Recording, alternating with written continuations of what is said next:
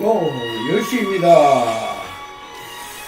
자, 땅이 빛나는 밤에 엔더멘트 TV 시간이 돌아왔습니다.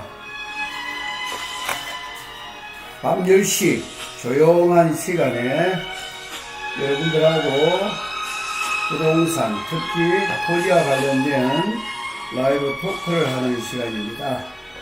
오늘도 저는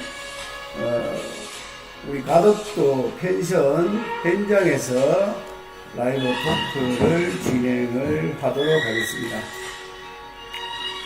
자, 날씨가 너무너무 덥습니다.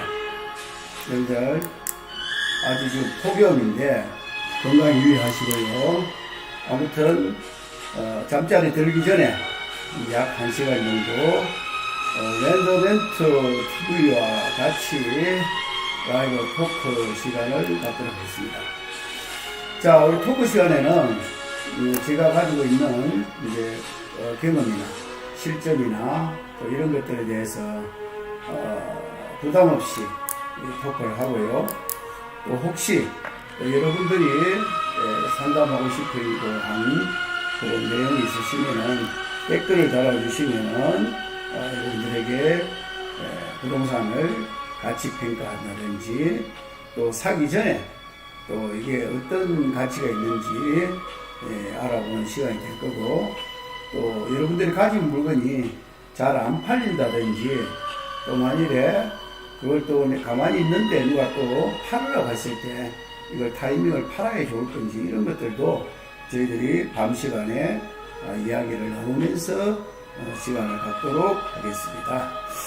자, 그런데 오늘은 여러분들이 이야기를 하시기 전에 그 주제가 이제 어제 이제 우리 홍남기 부총리하고 기재부 장관하고 또 국토부 장관, 그 다음에 또 이제 경찰청장까지 나와서 이제 여러분들 부동산이 과연 이제 앞으로 어떻게 관리를 할 건지 이런 게 이제 대책을 내놨는데, 자, 여러분들 그 대책에 내는 부분에 대해서 한번 여러분들 정리를 한번 해보고 그렇게 하도록 하겠습니다. 대통령 선거가 이제 얼마 남았니까 후보들은 계속 서로 헐뜯기만 하고, 국민의힘에서 윤석열 후보를 들어와라, 나 좀 이따 들어갈게, 또 지금 또 뭡니까 여당에서는 서로 또 네가 잘났니 내가 잘났니 또 이렇게 하고 있고, 과거 같으면은 지금쯤 되면요 이제 정책을 내놓거든요. 공약을 이제 많이 쏟아내서 그 공약을 가지고 이제 이렇게 대통령 선거에 대한 준비를 하고 그러는데, 요즘은 또 과거하고는 좀 많은 좀 변화가 일어나는 것 같아요. 그래서 이제 지금 부동산 시장의 안정을 위해서 국민께 드리는 말씀 해가지고 어제 이제 기재부 장관, 그 다음에 이제 또 국토부 장관, 그 다음에 이제 뭡니까 경찰청장까지 나와서 대국민 말씀을 했는데, 제가 한번 분석을 해봤습니다. 분석을 해보니까 결국은 여기도 보니까는 연합뉴스에서는 코너에 물린 정부가 최후의 화살 3발을 쐈다 이러는데, 그 3발이 뭐냐면은 주택 공급을 확대하겠다, 실수요자를 보호하겠다, 투기 근절을 시키겠다. 요게 이제 3발이거든요. 예. 그래서 이제 이런 3발을 쐈다 이렇게 나오고, 또 투기 16번의 투기에 대해서 16번을 언급했답니다. 홍남기 부총리께서. 그 이제 부동산 대책 없이 대국민 엄포만 했다. 경찰청에서는. 예. 단속하겠다. 몇 명 잡아였다. 뭐 어떻게 하겠다. 뭐 이런 것만 가지고 엄포만 했다. 또 한겨레 신문에서는 실패 반성은 안 하고 집값은 지금 현재 최고 수준이다. 예, 홍남기 부총리 겸 기획재정부 장관이 집값이 최고 수준이라고 밝히면서도 치솟는 부동산 시장에 대한 안정화 대책은 내놓지 않았다. 이런 이제 기사가 나왔는데, 이제 대체적으로 이제 분석을 해보려 하니까, 이렇게 이제 사실은 기획재정부에서는 뭐, 지금 현재 가격이 오름세가 계속될 수 있긴 있지만은, 곧 투기 수요가 잡힐 것이다. 잡히게 되면은 결국은 이제 일반 투자자들, 그러니까 영끌이나 비투 하신 분들은 결국은 나중에 큰 피해를 볼 것이다. 곧 안정적으로 안정세에 들어갈 것이다. 이제 이런 이제 시장을 분석을 한다는 거지요. 그 기획자정부에서는 결국은 이제 뭐라냐면은 이제 주택 수급을 기대 심리나 지금 현재 투기 수요가 많이 지금 판을 친다. 예. 집을 이제 안정적으로 해서 주거의 목적이 아니고 투기의 목적, 그 다음에 기대 심리로서 내가 사놓으면 많이 오를 것이다 하는 이제 그런 기대 심리. 특히 30대들이 연끌 투자로서 상반기만 해도 벌써 약 30%, 전체 중에서 약 30% 이상을 30세대들이 이제 이걸 투자를 많이 한다. 이런 이야기를 하고요. 공급 부족 때문이 아니라는 것을 지금 주장을 합니다. 시장이 지금 안정이 되는데, 과거의 10년 평균 주택 입주 물량이 전국에 약 한 47만 호 정도를 공급을 하고, 서울은 약 연 7만 3천 호 정도를 공급을 했는데, 올해만 해도 이제 약 46만 호고, 서울은 8만 3천 호를 공급을 했다. 그럼 2023년 이후에는 50만 호 이상을 공급된다는 것을 감안해라. 이렇게 이제 이야기가 되거든요. 예, 그래서 이제 앞으로 이제 이렇게 집이 이제 수요가 모자라지는 않을 거다. 이제 이런 이야기를 하시면서 안정이 곧 될 거니까 집에 이제 연끌 투자하지 말아라. 곧 집값이 안정돼서 가격이 폭락할 거다. 이런 이야기를 합니다. 그래서 이제 다른 수요의 수급 요인이 있다는 거죠. 집값이 이제 많이 오르는 이유가 다른 데 있다. 이런 이야기를 하거든요. 그러면 이제 지나친 심리 요인에 작동을 하고 있다. 지나친 심리. 그러니까 집값을 사면 오른다는 심리 요인이라는 거죠. 예. 그러니까 이제 그 심리 지표를 보면은요, 불확실성 등을 토대로 하는 막연한 상승 기대 심리를 형성된 모습이다. 이런 이야기 합니다. 그 다음, 변동성의 가격에 비해서 현저히 커진 만큼 과도한 수익 기대 심리를 제어하는 것에 매우 중요하다. 이렇게 이야기합니다. 예.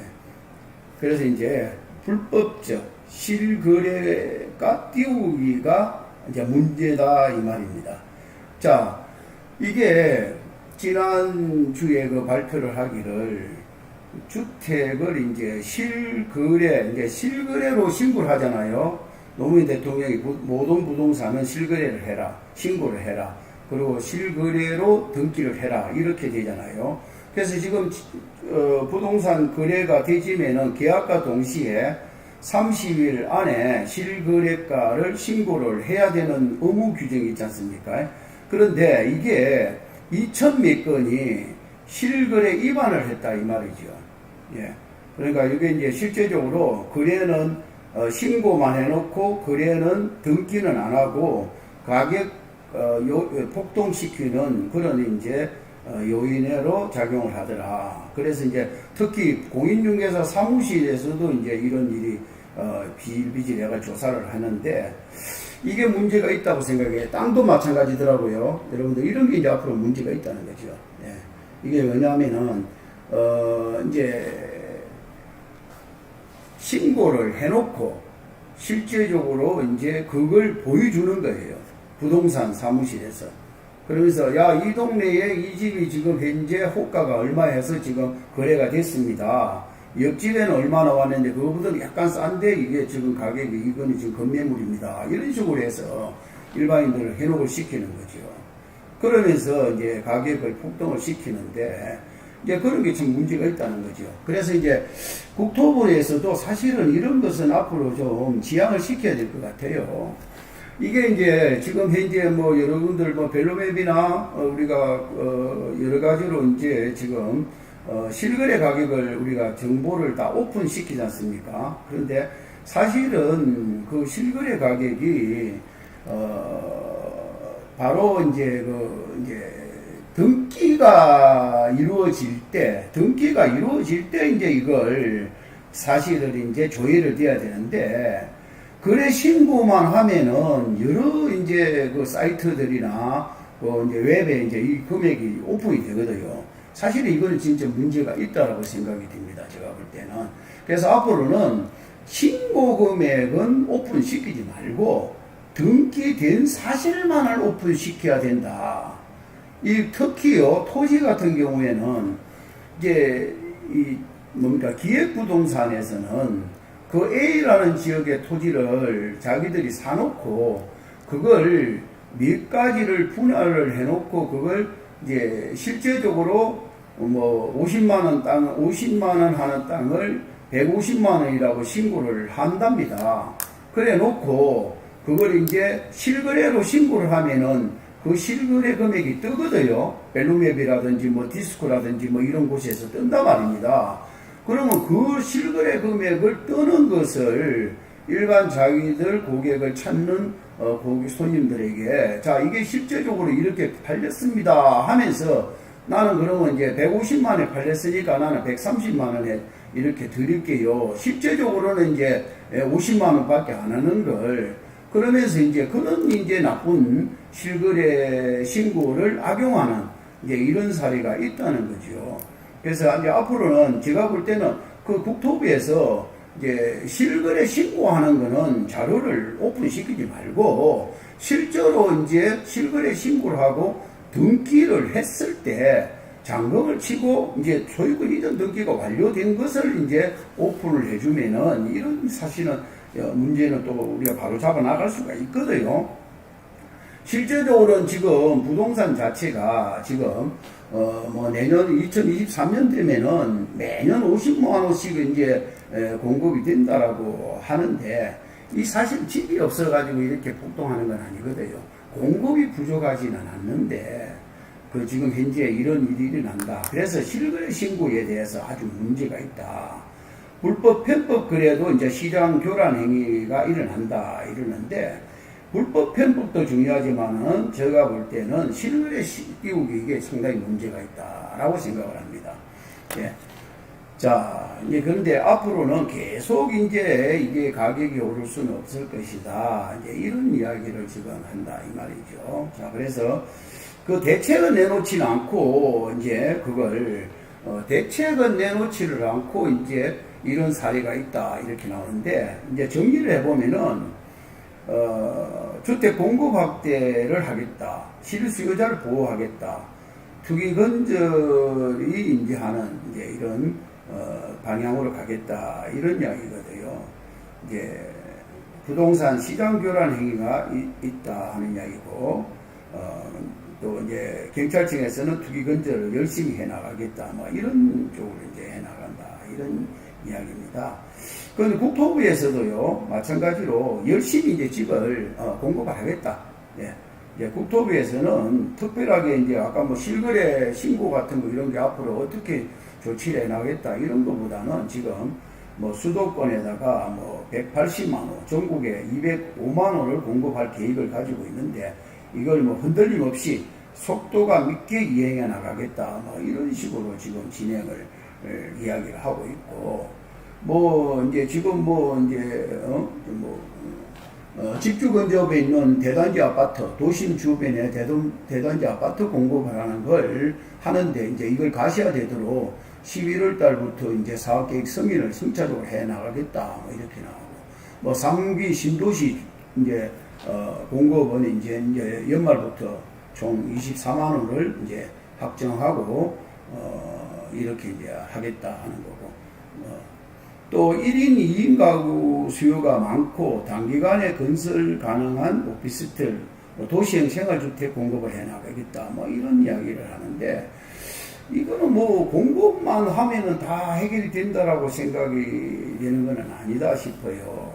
과거에 이제 우리가 이제 집이 없어서 사실은 이제 이게 지금 현재 이제 집값이 많이 오르는 거는 저는 아니라고 생각하거든요.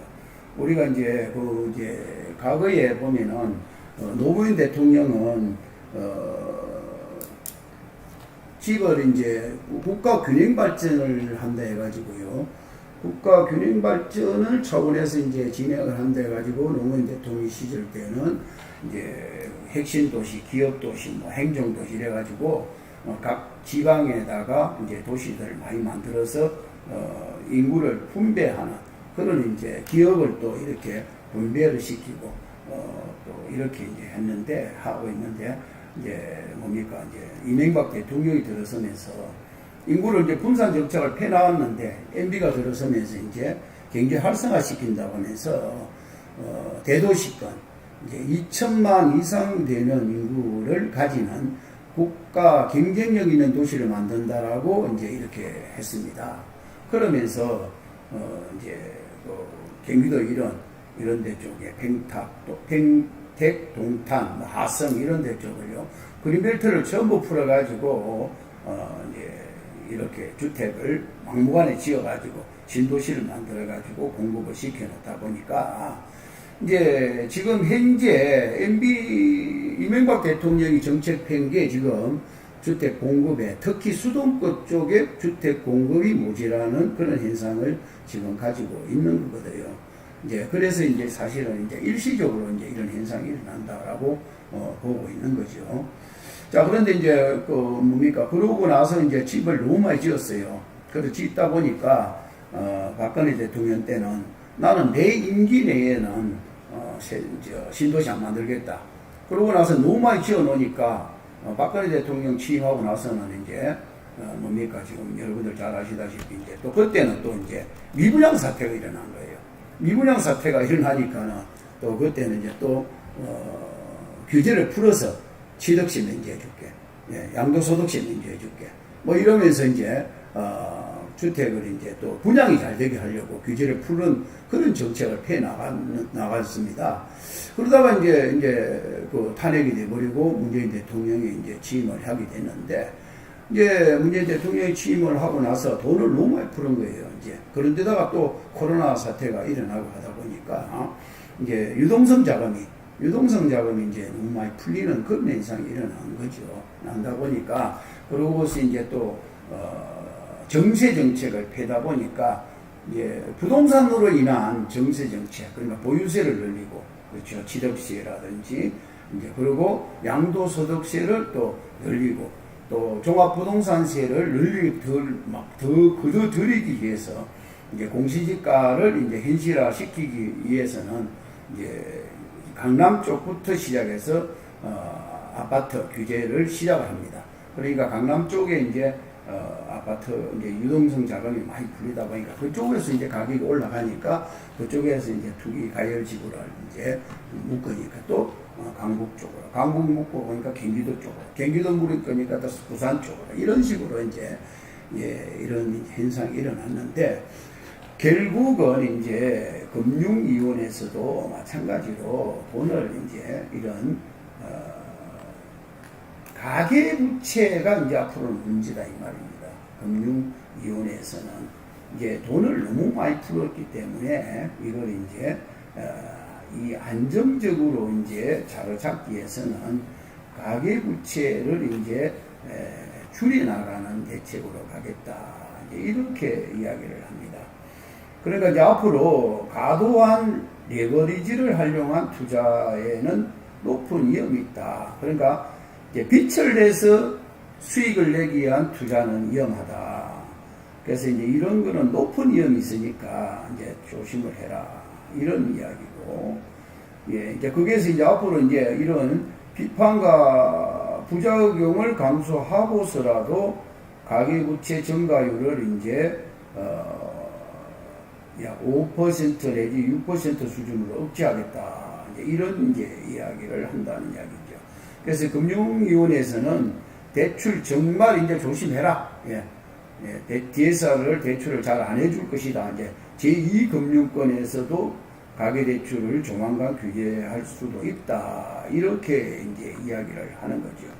지금 이제 우리 지금 가계부채가요. 지금 현재 약 이제 여러분들이 이제 우리 가계부채가 지금 GDP, 그 국민 총생산 대비의 100%를 넘어섰다라고 합니다.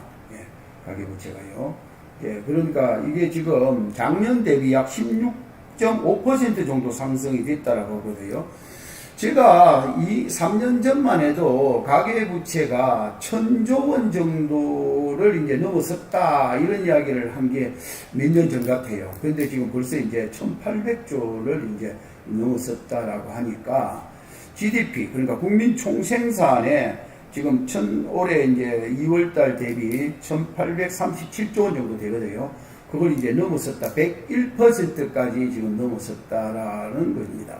가계부채가요, 지금. 그래서 이제 우리 지금 가계부채 비율이 세계에서 1위랍니다, 지금. 예.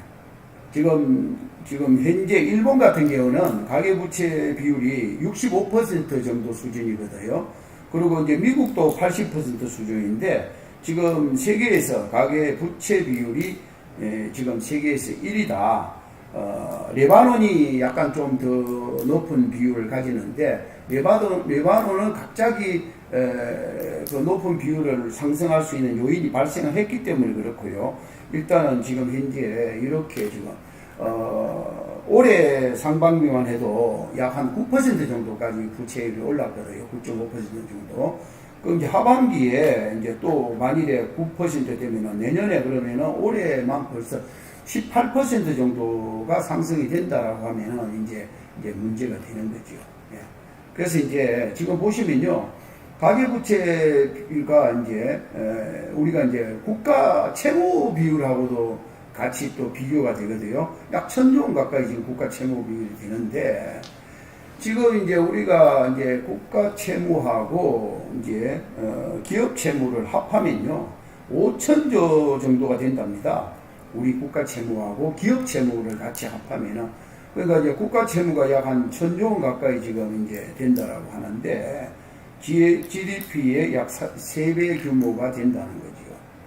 자, 그래서 이제 과연 이제 가계 부채나 국가 채무 비율이나 이런 것들로 인해서 앞으로 이제 빚내서 이제 대출 내서 연끌해서 신용 대출 내 가지고 이제 부동산 사고 증권 사고 하는 것들이 과연 BIS나 우리가 이제 미국에서 이제 오늘도 보니까 미국에서 지금 금리를 0%대로 그대로 이제 유지를 하는 걸로 결정이 됐습니다. 우리 7월달 우리 한국 콜금리도 지금 7월달에 지금 동결을 시켰거든요. 0.5%대로. 지금 이제 미국은 0.25%대죠. 그러면 동결을 시켰는데, 미국은 지금 미국 같은 경우에는 이제 비율을 지금 FED라 그러죠. 미국 연방준비제도라는 FED가 매월 이제 1200억 달러 규모로 국채나 자산담보부채권을 매입을 하고 있거든요, 지금. 그러면서 돈을 계속 풉니다. 계속 지금 매월 1200달러씩 풀고 있는데, 지금 이제 페이더링이라 그러죠. 이제 페이더링이라 가지고 자산 매입을 축소한다는 거죠. 이제 이걸 1200달러씩을 들여서 지금 이제 국채나 이런 돈을 푸는 부분을 이제 축소시키겠다라고 하고, 금리를 또 이제 올리겠다. 이제 이렇게 이야기하는데, 지금 이제 IMF가 아니고 지금 이제 코로나19 때문에 우리 대한민국도 지금 금리를 지금 일부 동결을 시키고, 미국도 지금 골금리를 지금 동결을 시킨 상태인데, 이게 이제 IMF 상태가 이제 길어지면은 이제 문제가 된다는 거죠. 자, 그러면은 IMF 상태가 이제 계속 길어지면은 이제 문제가 이제 레버리지죠. 이걸 빚을 내 가지고 감당할 수 없는 빚을 내 가지고 부동산에 연끌 비투를 하신 분들, 또 정권을 또 이렇게 비투를 하신 또 특히 30대들이 지금 이제 30대들이 이제 부동산 특히 아파트를 많이 구입을 지금 하고 있습니다. 근데 결혼도 안 한 사람들, 오늘 제가 어떤 블로그를 보니까 결혼도 하지 않는 사람들이 아파트를 당첨받았다고 좋아한답니다, 여러분들. 그래서 이제 그게 이제 뭡니까 지금 이제 뭡니까 5천만 원도 안 되는 그런 이제 소득이 아파트를 해가지고 1억 5천을 벌었다, 이런 걸 가지고 자랑 삼아서 이제 블로그를 올려놨는데 제가 그걸 보면서 상당히 그런 부분을 좀 느꼈는데, 자 어찌됐든 지금 우리 대한민국은 지금 자영업자 비율이요 지금 25%, 그러니까 쉽게 말해서 4명 중에 1명은 자영업을 하고 있다는 겁니다. 그 다음에 소상공인까지 합하면요 3명 중에 1명은 지금 자영업자가 아니면 소상공인이라고 볼 수 있거든요, 여러분들 앞으로. 그럼 과연 이제 이게 코로나 사태가 계속 오래 가게 되면은 이제 문제가 심각해진다는 거죠. 네. 야, 이분들이 자영업자들이나 소상공인들이 가지고 있는 부동산에 이제 지각 변동이 일어날 겁니다, 앞으로 여러분들. 자, 그러면은 과연 이제 집이 없어서 집이 이제 집값이 오르는 게 아니고 유동성 자금 때문에 이제 집값이 오르는 건데, 여러분들. 자, 유동성 자금이 지금 약 3천조 원이 넘는다거든요, 여러분들. 3천 정도 조 원이 지금 넘는다는데, 그 유동성 자금으로 인해서 이제 여기 보시면은 3,385조 원 정도가 된답니다. 역대 최대 정도라는데 전년 대비에 약 333조 원 정도가 늘었다라고 합니다. 11% 정도의 증가세를 보이고 있다는데, 이게 이제 앞으로 이제 이런 돈들을 이게 이제 또 국가 채무라든지 또 가계부채라든지 이런 것들이 전부 이제 과연 앞으로 어떻게 이제 전부 억제를 시킬 것이냐. 그럼 결국은 금리를 인상이 될 거고, 이제 지금 이제 여러 가지로 이제 이 국가에서 이제 문제가 생길 것이다라고 생각이 됩니다.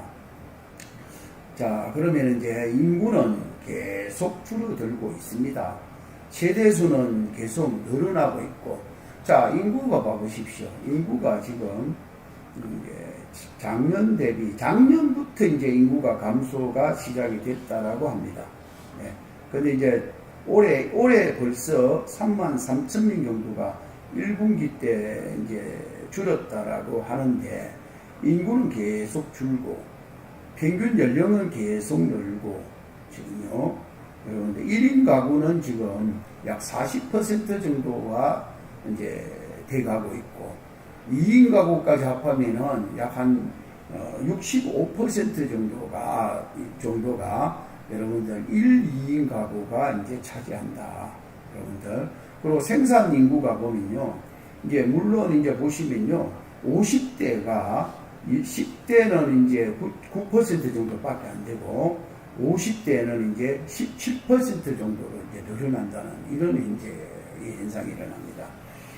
그리고 인구는 계속 고령화로 이제 변화가 일어난다는데, 여러분들, 자, 인구는 줄고, 그리고 고령화 사회로 변하고, 생산 인구는 계속 주는데, 결국은 이제 집이 없어서 결국은 이제 저는 이제 집값이 오른다라고 생각이 안 되거든요. 그러니까 박근혜 대통령 시절만 해도 분양이 안 된다 해가지고 규제를 풀어주고 취득세를 면제를 해주고 뭐 이런 시대가 엊그제 같은데, 인구는 줄었다는데, 예. 근데 집값은 공급이 모자란다면서 집값은 계속 오른다는 것은 결국은 유동성 자금이고 가계부채거든요, 여러분들. 근데 그 유동성 자금과 가계부채가 안정이 되고 결국은 이제 코로나 사태가 길어지게 되면요, 결국은 아까 자영업자나 소상공인들은 폭망을 하게 될 겁니다. 그러면 그 어려운 사람들이 집을 내놓게 될 거고, 그리고 이제 부동산을 내놓게 되면요, 결국은 이제 부동산 시장이 안정이 될 거다. 그러면 이제 결국은 또 미분양, 또 이제 저는 볼 때는요, 지금 이제 아파트들이 좀 이제 뭡니까 좀 안정이 되려면은 국가에서 시장을 개입을 안 하는 게 좋을 것 같아요. 지금 보면은 분양가 상한제 제도를 내놓다 보니까 여러분들 잘 아시다시피 분양가 상한제 제도를 내놓다 보니까 결국은 이제 집값은 올랐습니다. 그리고 투기꾼들이 다 올려놨습니다. 그러면 1억 올랐고 뭐 3억 올랐고 5억 올랐고 핏값이 얼마다 하고 이런 세상에 지금 예를 들어서 어느 지역에 지금 이제 뭐 3기 신도시다 아니면 부산 같으면 예를 들어서 뭐 에코 델타시티 분양을 한다, 해운대 어디 분양한다, 남천 비치 분양한다 이러면 결국은 자 상한제로 인해서 자 예를 들어서 아파트 분양 하나 받으면은 로또 하나 받는 그런 현상이 일어나게 되면은 기대 심리라는 게 결국은 죽지 않는다는 거거든요. 결국은 이 아파트를 이제 주거의 개념이 아니고 투기의 개념으로 바뀌어버린다는 겁니다. 가만히 놔놓으면은 지금 현재 시세대로 분양을 하면은 그게 이제 결국은 지쳐가지고 나중에는 가격이 안정이 될 건데 결국은 이제 국가에서 그 이제 시장에 개입을 하다 보니까 자 가격은 저 해운대 뭐 어디는 지금 15억인데 분양하는 거는 10억 같으면은 그거 청약 받아가 당첨되면 5억을 버는데 그 누가 그 아파트에 관심이 없겠습니까? 모든 국민이 이제 이래서 땀 흘려서 이래서 벌려고 안 하고 분양가 상한제로 묶어 나누니까요. 그런 것들을 이제 결국은 기대 심리를 가지는데 똑똑한 이제 돈 있는 사람들은 그걸 역용을 한다는 거죠. 예. 역용을 해서 결국은 이제 그런 분들은 지금 명품 산다고 이제 그 또 아르바이트생들 구해놓고 예. 그런 사람들은 이제 집 사가지고 내가 딱 얼마 벌었니 또 뭐 투자해가 얼마 벌었니 해가지고 명품 가격은 지금 뭐 그렇게 가격이 오른다고 합니다. 그런데 지금 이번에 코로나로 인해서 또 이제 보상은 또 그런 사람들한테도 25만원 주는 모양이에요. 하여튼 지금 시장이 그렇게 돌아가고 있다는 것을 여러분들이 가지고 이제 생각을 해주면서 해주시면 좋을 것 같습니다. 자, 일단은 정리를 해보자면요. 시장은 부동산 시장 이걸 좀 국가에서 너무 개입을 하지 말고 이걸 자유스럽게 두면은 제가 볼 때는 이렇게 크게 요동치지는 않을 거다는 생각이 듭니다. 지금까지 제가 오랜 경험을 가지고 보는데 이게 이제 국가에서 너무 개입을 하다 보니까 이제 부동산 뭐 임대차 3법이라든지 전세가 같은 거 이런 것들도 뭐 1년에 몇 % 이상 올리지 말라든지 또 그리고 이제 분양가 상한제 같은 거 또 민간 택지라든지 또 아니면은 민간 재개발이라든지 재건축에 대해서 규제를 너무 강하게 한다든지 이런 것들을 너무 하니까 사실은 이제 있는 사람들이 유동자금은 많지요. 돈에 대해서 또 화폐 개혁은 될 것 같고 하는 디지털 화폐가 되니까 돈의 가치는 없어지지요. 유동산 자금은 이제 너무 많이 풀렸지요. 그 돈을 가진 사람들은 어떻게 활용을 해야 되겠는데 그게 또 이제 30대, 이제 20대까지도 연끌 투자를 한답니다. 이제 그러니까 괜히 가만히 놔놓으면은 될 일을 규제를 하다 보니까 거기에서 역차별 효과가 일어나는 것 같다. 그리고 아까 전자 이야기했다시피 국토부에서는 그 실거래가를 신고하는 부분에는 그걸 오픈을 하지 말고 그걸 악용을 합니다. 이제 토지에도 악용하고 그걸 이제 주택에도 악용을 한다는 거지요. 이제 등기가 이루어진 것들에 한해서 이게 이제 실거래를 오픈을 해서 이제 등기부상에 이제 기재된 사항들만 오픈해주게 되면은 절대로 그런 상황은 일어나지 않는다라고 생각이 되거든요. 그래서 그것부터 좀 잡아줘야 되지 않느냐 하는 생각을 합니다. 예, 그래서 이제 또 특히 이제 그런 부분들이 뭐 투기 조사를 하니까 2천 몇 건이 나왔다는데 그것보다 저는 더 많다라고 생각이 돼요. 아무튼 그런 것들을 악용을 못하도록. 그런데 이제 우리 랜덤멘터 TV를 이제 공부를 하고 유튜브를 많이 보신 분들은 특히 토지에만큼은 가치 분석을 정확하게 하면서 투자를 하기 때문에 그때 속히지는 않을 겁니다. 그렇지만은 일반 선량한 사람들, 이제 부동산에 대해서 투자를 잘 모르는 사람들은 그 실거래가를 믿어버리거든요. 근데 그게 그냥 실거래만 했대가지고 그게 자료가 올라오는 게 그건 문제가 있다라고 보거든요. 앞으로는 그런 것들은 저희 국가에서 좀 바로 잡아주고 해야 되지 않느냐 하는 생각이 듭니다. 자, 그러면은 지금 이제 어떤 다른 질문은 있습니까? 근데 여기는 지금 그게 안 올라오는데, 안 올라와요.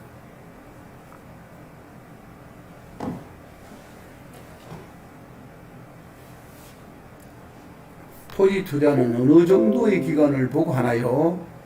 자, 봉거리님이 토지 투자는 어느 정도 기간을 두고 하나요? 라고 이제 말씀을 했는데요. 근데 이제 토지 투자는 장기적으로 하는 게 제일 안정된다고 생각합니다. 근데 이제 토지 투자는 원칙이 있어요. 예. 이제 부동산 투자의 원칙이 이제 그 수익성, 그 다음에 안정성, 황금성이라고 그러거든요. 근데 이제 저는 원래는 과거에는 이제 수익을 먼저 이야기하고 이제 안전하다, 황금성인데 지금은 이제 수익은 이제 세 번째로 저는 생각합니다. 황금성이 가장 중요하거든요. 내가 언제든지 투자를 해서 팔고 싶을 때 빠져나올 수 있는 것. 그거는 이제 호재가 없으면 안 빠져나와지거든요. 결국은 그 호재라는 게 뭐냐면은 기본 계획입니다. 그래서 정부가 이제 정책이고 이제 기본 계획, 그렇죠. 정책이라면은 국토 계획, 그 다음에 강력 계획, 도시 기본 계획이거든요.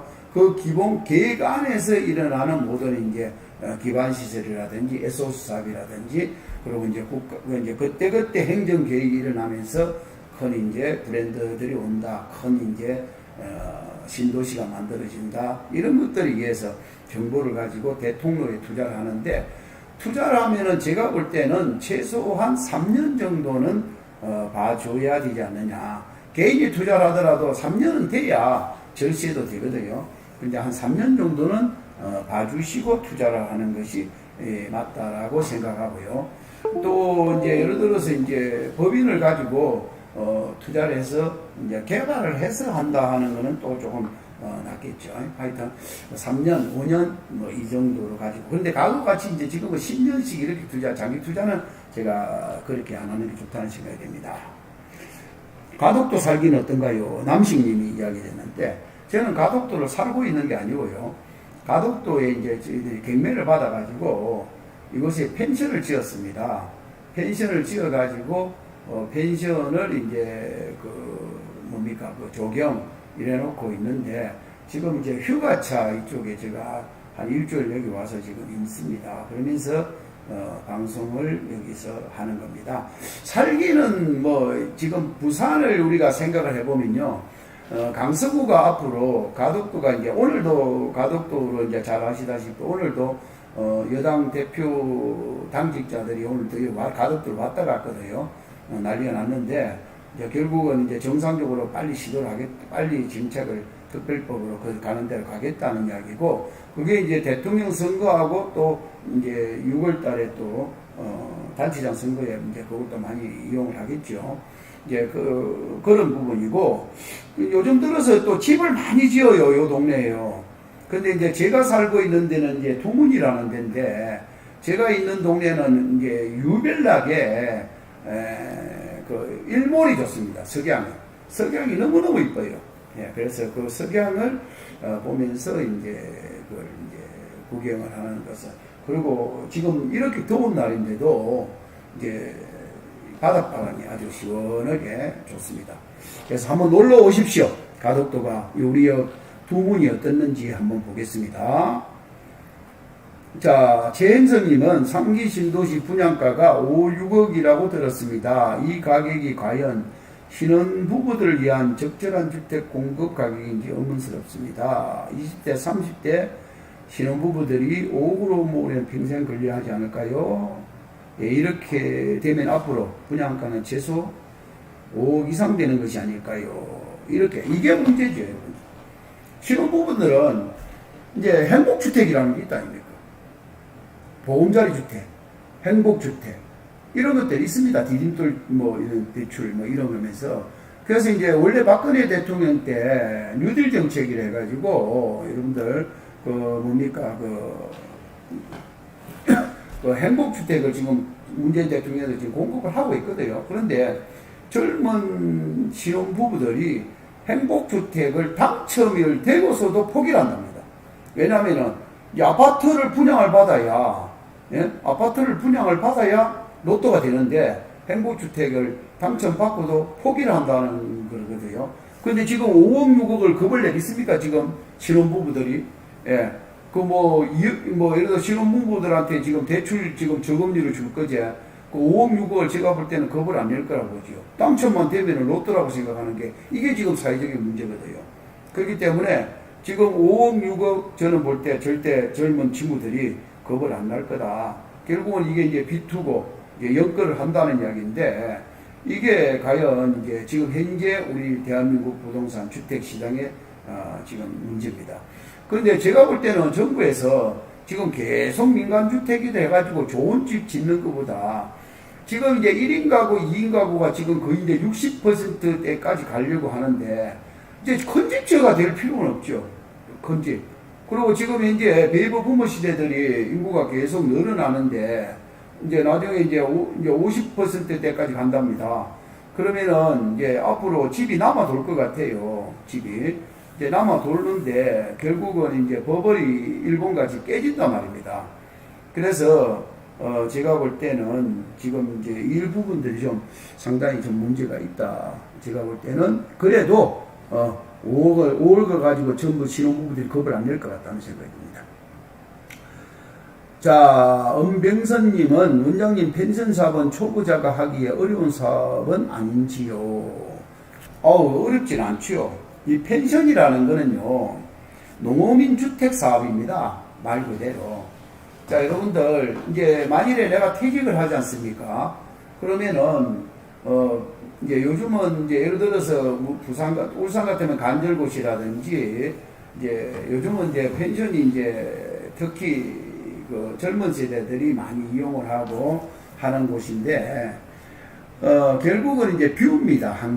뷰나 환경이 좋은 곳에 이제 그 지금보다는 이제 2, 3년, 5년 후를 대비해서 그 지역이 좀 뜰 동네가 있지 않습니까? 그런 데를 생각을 해서 좋은 곳이 있으면은 땅을 사가지고 아니면은 원래 이제 집을 사가지고 개조를 해도 됩니다.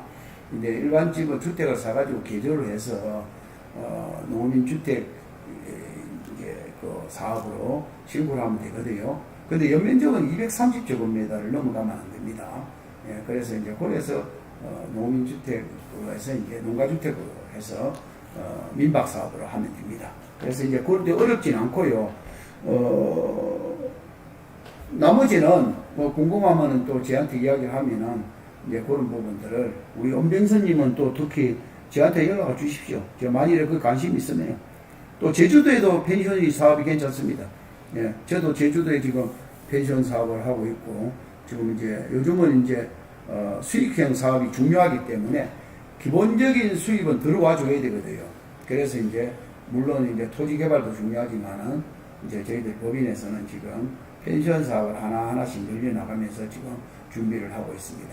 근데 이제 제일 중요한 거는 뷰가 이제 누구든지 오면은 머무르고 싶고, 한번 왔다 가면은 또 그걸 사진 찍어서 또 퍼뜨려주고 주는 동네, 이런 데가 돼야지, 한번 와가지고 이것도 가기 싫어 이러면 이제 요즘 젊은 세대들은 그냥 놓거든요. 예, 그 후기도 또 이상하게 올려버려요. 그러면 안 되죠. 한번 왔다 가면은 그냥 자연적으로 그냥 가슴이 이제 가슴이 움직이는 거죠. 그러면서 이제 SNS에 퍼뜨려지면서 그냥 가만히 있어도, 지금 우리 가덕도가 그렇습니다. 가덕도 지금 현재 전성동 펜션이 한번 왔다 가면은 그냥 홀딱 반합니다. 한번 놀러 오십시오. 엄병선님. 최행선님은 경매에 관심을 가지게 되었습니다. 자, 초보자가 접근하기에 좋은 경매 물건의 종류는 뭐가 있을까요? 해놨네요. 초보자가. 자, 경매는 제가 목적을 반드시 가져야 됩니다. 경매에 관심이 있으시면요. 그럼 그 초보자는 뭐냐? 이제 여러분들 경매 학원회를 좀 보신 분들도 있겠지요. 그런데 경매 학원 간다 해가지고 무조건 뭐 내가 경매 잘하는 법은 없습니다. 그래서 이제 초보자라고 하면은 이제 경매 물건을 이제 보고 그 자료를 받아서 이제 현장을 임장을 많이 하셔야 된다라고 생각이 돼요. 그러면서 권리 분석보다는 가치 분석이 중요하다는 생각이 듭니다. 근데 초보자는 처음부터 근데 경매라는 게요. 특히 토지는 저한테 기회가 잘 안 와집니다. 제가 해보니까요. 저도 이제 경매 물건을 분석을 해서 올해만 해도 지금 3개를 참여를 했는데 한 건도 못 걸렸습니다. 예. 왜냐면은 경매는 경매거든요. 근데 이제 물건 자체를 좋다라고 해서 분석해가지고 제가 이제 이걸 해보는데, 이제 괜찮다 싶어서 이제 들어가면 2등이나 3등을 해요. 예. 근데 이때 또 많이 알아, 사람들이요. 그 이제 경매 그만큼 수요가 많다는 거죠. 예. 유동성 자금이 많고 돈의 가치가 없으니까 경매에 많이 들어옵니다. 많이 들어오는데 상당히 그렇게 이제 경매 시장이 그렇습니다. 그래서 여러분들 특히 지금도 부산, 울산, 경남, 뭐 제주도 이렇게 통틀어서 경매에 좋은 물건이 많습니다. 반값 경매도 있고요. 예, 상당히 또 경매 물건을 이리 분석을 해보면요, 도로는 없어 보이지만 실질적으로 국가가 가진 도로를 국유지를 사용 점용받으면 바로 될 수 있는 그런 물건도 있어요. 예, 그런데 하여튼 그런 경매를 받으면 되는 것도 있고, 어떤 거는 반드덕이 도로가 있어 보이는데 그 이제 무늬만 도로인 경우도 있습니다, 여러분들. 근데 결국 그거는 그런 경우는 이제 사유지 안에 이제 도로인데 사용선화서를 받아오라는 또 이제 문제가 발생할 수 있는 그런 경매 물건도 있고, 하여튼 여러분들 권리 분석보다는 특히 토지는 가치 분석이 중요합니다. 예. 그래서 건축을 할 수 있는 땅인지 아닌지 이런 것들이 중요하고요. 뭘 할 수 있는 건지 이제 시세에 대해서 이런 걸 잘 분석을 해야 되는 그런 문제가 있다는 거죠. 자, 원장님, 농지에 무허가 건물이 있거나 콘크리트 포장이 있거나 하면 불법 농지로 벌금이 나오나요? 그리고 개발 행위 허가를 받으려면 원상복구를 해야만 하는지요? 해놨네요. 갱탕님, 농지에 무허가 건물이 있거나 콘크리트 포장이 있으면은 불법 농지는 맞습니다. 자, 이러면은요, 이게 무허가 건물로 등재가 돼 있어요. 예. 근데 이제 이런 경우에는 이제 만일 누군가가 민원을 걸면은 당장 이거는 이제 당장 이제 경미한 행위 같으면은 문제가 없지만은 이제 이게 경미하지 않고 규모가 크다든지 이럴 때는 불법이죠. 근데 벌금도 나올 수도 있고, 그렇죠. 또 이제 만일에 이제 또 다음에 개발행위 허가를 받으려 하면은 공무원이 와보고 그걸 원상복구해라 이렇게 하는 게 원칙입니다. 근데 공무원이 모르고 그냥 바로 그냥 허가를 내주면은 문제는 없지만은 내가 만일에 그 포장대가 있고 불법 건축물이 있고 이러면은 바로 원상복구 명령을 내린다는 거죠. 그리고 벌금도 때린다는 이야기입니다. 제가 이제 강서구에 그 농지를 하나 구입을 했는데 농지를 구입할 때부터 문제가 됩니다. 예. 왜냐하면은 불법 건물이 있고요. 그리고 거기에 또 포장이 돼 있으면은 농지를 구입할 때부터 문제가 됩니다. 왜냐하면은 농지청을 안 줍니다. 예. 다 뜯고 농지청 받으라 그러거든요. 왜냐하면 농지 취득 자격 증명을 신청을 하게 되면은 내가 농지 밭이다 논 같으면은 뭐 배제를 하겠다 뭐 하겠다, 밭이면은 예를 들어서 뭐 상추를 심겠다 뭐 하겠다, 내가 유실수를 심겠다 했는데 그 포장되어 있는데 유실수를 어떻게 심어요? 남 집이 있는데 또 어떻게 유실수를 심습니까? 그래서 이제 뜯으라 그러고 그거 없어야 해주겠다 그럽니다.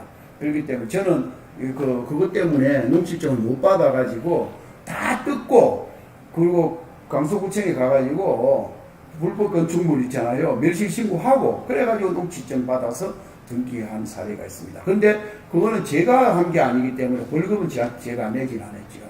예, 벌금은 제가 안 냈는데 그 앞에 이제 행위를 한 사람 앞으로 벌금이 나갔을 뿐이다. 예. 그래서 그 강제 이행금을 계속 그분한테 물었기 때문에 이제 그걸 해석을 한 것이죠. 이hen원님은 간절곶에 펜션하기 좋은 곳은 어딜까요? 해놨네요. 간절고. 예. 이혜모님은 우리 그 팀장님이시네. 예. 청년테크 팀장님, 안녕하세요. 지금 들어오셨는데, 예. 야, 간절곶에 펜션하기 좋은 거 있죠. 이제 간절곶에서는요, 앞으로 해양관광진흥지구, 그러니까 관광단지 조성 사업이 이루어지는 곳을 많이 벗어나지 마시고, 예. 그리고, 특히 남쪽으로, 이제 동남쪽으로 뷰가 좋은 곳, 물이 보이는 곳, 이제 이런 곳을 찾으면 될 것 같아요. 여러분들. 그래서 이제 그 간절곶에 제가 알기로는 그 우리 팀장이 이현우님, 그 이번에 그 경매도 하나 나왔던데, 펜션. 예, 안 그래도 지금 그 우리 팀장님 그 연락 왔던데, 남자 통화를 제가 가르쳐 드릴게거든요. 예, 간절곶에 펜션하기 좋은 곳을 제가 가르쳐 드리겠습니다. 연락 주십시오, 팀장님. 자, 안녕하세요. 이동우님, 경기도 광주 태전동 1편한 세상 2차 매도. 아이고, 이거는 저는 관심이 없는 동네입니다. 저는 부산, 울산, 경남, 제주도 이해는 저는 잘 모릅니다. 이동우님, 죄송합니다. 특히, 땅은 제가 박사지만은, 아파트는 잼백입니다. 예. 그러니까 여러분들, 죄송하고요. 이동우님, 관점 어떻게 보시나요? 아이고, 죄송합니다. 최행석님, 행섭님, 최근 리모델링 바람이 불고 있습니다. 부산에서 그 중심은 LG 메트로시티라고 보여집니다. 관점은 어떠신지요? 예, 리모델링 있죠. 도시 재생 좋지요. 네. 예, 관점은 여러분들은 저는 이제 메트로시티라든지 이런 이제 토지 쪽에만 저는 관심이 있고요. 이런 메트로시티라든지 그 지역은 저는 물론 좋고 관심을 있지만은 어찌됐든 도시재생, 리모델링 앞으로 대세라고 봅니다. 예. 자, 여러분들 오늘 제가 준비를 좀 소홀하게 하다 보니까 역시 이제 처음에 시작할 때 식은땀이 좀 났습니다. 제 모니터하고 우리 PD님 모니터하고 완전히 거꾸로 돌아버린 바람에 그냥 앞뒤 말이 하나도 안 맞아버려가지고 제가 많이 고생을 같이 우리가 당황을 했습니다. 자, 결론은 뭐냐? 리허설을 안 했다는 겁니다. 우리가 방송실도 아니고 멀리까지 나와서 이렇게 하는데 평상시 같이 그냥 하면 될 거라 생각하고 리허설을 하고 해보고 해야 되는데 그냥 바로 큐를 해버리니까 준비한 자료는 하나도 눈에 안 들어오고 아무튼 앞뒤 맞춰가면서 제가 오늘 한다고 상당히 진땀을 뺐는데 여러분들 저의 열정과 노력을 여러분들 재능 기부하는 사람입니다. 가지고 이쁘게 봐주십시오. 아무튼 휴가를 잘 보내고요. 더욱더 열심히 노력해서 부산, 울산, 경남, 제주도, 부동산 여러분들 모두 우리 랜덤헬트 TV 우리 구독자님들이 부자 되는 그날까지 열심히 재능 기부하도록 하겠습니다. 자, 여러분들 아무튼 이 폭염 이럴 때 조심하시고 특히 부동산 시장요 이제 코로나가 길게 가느냐 짧게 가느냐 미국의 금리 그리고 이제 여러 가지로 이제 미국 연방준비제도에서는 페이더링에 대한 자산 매입 축소를 과연 시작을 할 것이냐 하는 것을 여러분들이 눈여겨봐 주시고 우리 대한민국의 이제 인구 구조 그리고 재무 구조를 잘 여러분들이 연구를 해 보셔야 될 때가 됐다라고 생각이 됩니다. 자, 지금 우리 청년들이요 과거에는 노력을 해서 돈을 버는 것보다는 지금은 4차 산업혁명에 의해서 이게 그냥 일시적으로 그냥 황금 덩어리 그냥 이렇게 되는 시대가 오다 보니까 이게 돈을 그냥 뭐 예를 들어서 이제 연봉이 뭐 5천이다 이제 이런 데 가지고 이렇게 뿅가지를 않는 것 같아요. 그냥 뭐 노래 잘해서 얼마, 뭘 잘해서 얼마, 예? 그리고 뭐 게임 잘해서 얼마, 뭐 운동 잘해서 얼마 이렇게 되는 시대다 보니까 특히 4차 산업혁명에 의해서 젊은 세대들이 지금 하여튼 투자에 대한 개념이 많이 변하고 있다는 생각이 듭니다. 그렇지만은 영끌, 비투는 위험합니다. 내버리지 잘 생각하시면서 여러분들 아무튼 우리 대한민국은 지금 OECD 국가 중에 자영업자, 소상공인이 가장 많은 국가입니다. 아무튼 여러분 관리 잘 해주시길 바라겠고 다음 주에 또다시 만나기를 바라면서 마치도록 하겠습니다. 감사합니다. 감사합니다.